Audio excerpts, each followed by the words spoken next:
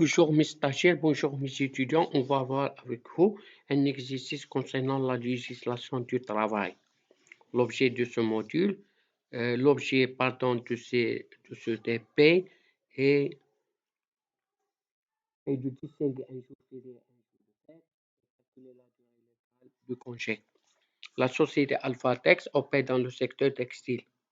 Le jour de repos hebdomadaire accordé aux salariés est le dimanche. Vous disposez au 31/7/2007 les informations relatives à Madame Ilham Ziani, salariée dans cette entreprise. Qualification ouvrière, ancienneté 12 années de service, période de dernier congé annuel payé août 2006. Date de départ en congé annuel le 1/8/2007. Quelle est la distinction entre un jour férié et un jour de fête que définit par la réglementation du document 2? On va lire documentation 2. Voilà. Il nous donne le jour 11 janvier, c'est commémoration de la présentation du manifeste de l'indépendance. Première veille de travail, 30 juillet, fête de 30, 14 août, journée du roi de Heb, 20 août, commémoration de la révolution des rois et du peuple, 21 août, fête de la journée, 6 novembre, fête de marche verte, 18 novembre, fête de l'indépendance, l'Aïd el-Fitr et l'Aïd el-Adha, 1er Muharram et l'Aïd el-Miloud, Nabawi, sont les jours fériés chômés et rémunérés dans les entreprises, établissements, groupements de personnes visés au titre du premier livre préliminaire du Code du travail. On va le définir.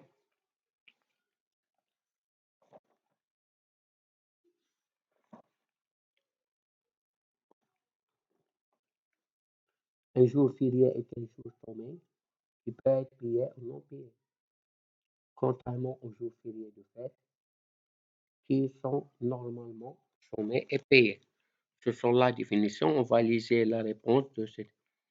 Un jour férié est un jour chômé qui peut être payé ou non, contrairement aux jours fériés de fête qui sont normalement chômés et payés. Voilà.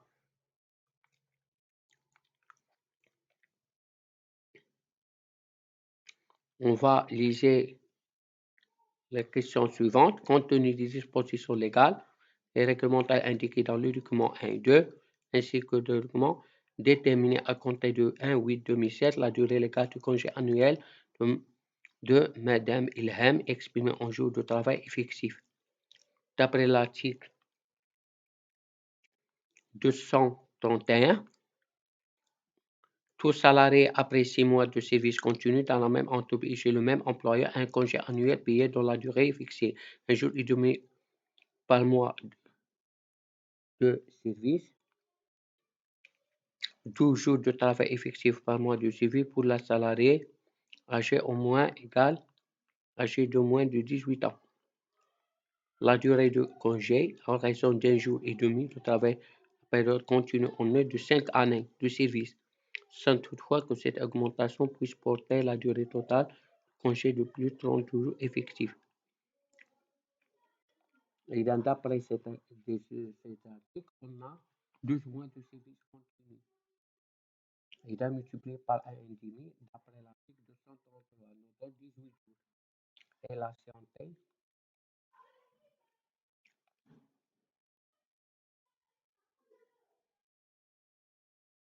on a deux périodes, 55 ans, 12 ans. Nous donne 1,5, 3 jours. Jusqu'à 1,5, 3 jours. Et là, nous donne 23 jours. C'est ça la réponse. On va lire. On a 12 mois de service continu, 12 fois 1,5, 18 jours. Article 200. D'après l'article 203, augmenté de 1,5 par période. Et là, on a deux périodes. La sommation nous donne 3 jours. La date de reprise,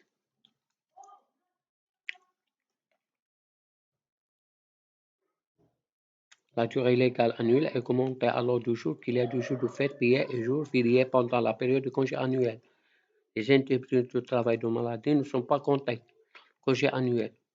On n'attend pas jour férié, les jours autres que les jours de repos hebdomadaire, les jours de fête payés et les jours fériés chômés. Il faut assimiler cette définition du jour de travail fictif.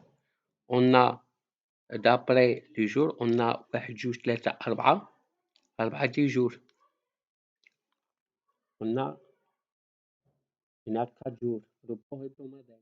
Les jours de fête, on a 3. D'après l'article 1. D'après le document 2, on a 14, 20 et 21. On a 3 jours. Il a augmenté de 7 jours. 18 plus 7 est égal 21 plus 7 est égal 28. La date de reprise, c'est 29. Voilà. On a 3 jours. Ce sont les jours de fête chômés et payés. D'après l'article 235. Et d'après l'article 236, on a de repos hebdomadaire, on a 4 jours. 4 dimanches. Nous donnons 7 jours. 21 plus 7 jours nous donne 28 jours. La durée de congé compte tenu du jour est payé et du jour de repos devient alors 28 jours. La date de reprise, c'est 29/7/2007. Merci de votre attention. N'hésitez pas d'abonner. N'hésitez pas de poser la question.